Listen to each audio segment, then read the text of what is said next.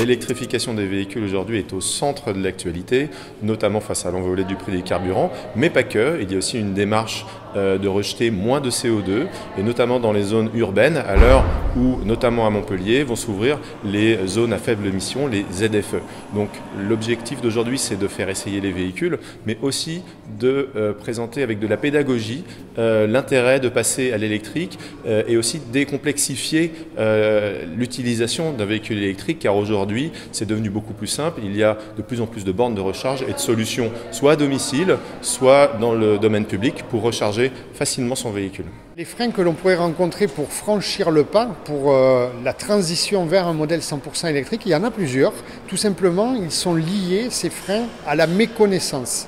Quand on ignore, quand on ne sait pas comment fonctionne un véhicule 100% électrique, comment on peut le recharger, eh bien on met le sujet un peu de côté, on l'occulte et on se dit « ah, mais c'est pas pour moi ». Sauf qu'en fait, c'est pour tout le monde, que ce soit en ville ou sur des longs trajets à présent.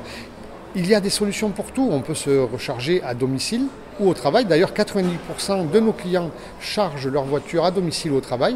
Et ensuite, il existe plein de solutions, que ce soit au supermarché, au cinéma, dans certains hôtels, restaurants. Je parle aussi, bien sûr, des parkings publics, des parkings privés, des réseaux autoroutiers avec des bornes dites rapides. Il y a de vrais avantages pour une entreprise, et notamment des avantages et des incitations fiscales, que ce soit de la TVS, que ça soit aussi sur des bonus ou la limitation des malus pour les entreprises, également sur l'amortissement potentiellement du véhicule quand il est 100% électrique et de ses batteries. Donc un vrai avantage en tout cas pour une entreprise à passer à l'électrification, mais aussi sur la consommation. Par exemple, nous venons de parler d'un partenariat avec Ionity sur lequel nous allons offrir non seulement l'abonnement, mais l'intégralité des consommations pendant 1 an. Et donc pour une entreprise qui roule beaucoup, l'alternative au diesel aujourd'hui c'est l'électrique, puisque nos véhicules sont capables de proposer une autonomie jusqu'à plus de 600 km avec un package donc Ionity de consommation électrique 100% pris en charge. Ça, c'est un vrai plus pour les entreprises.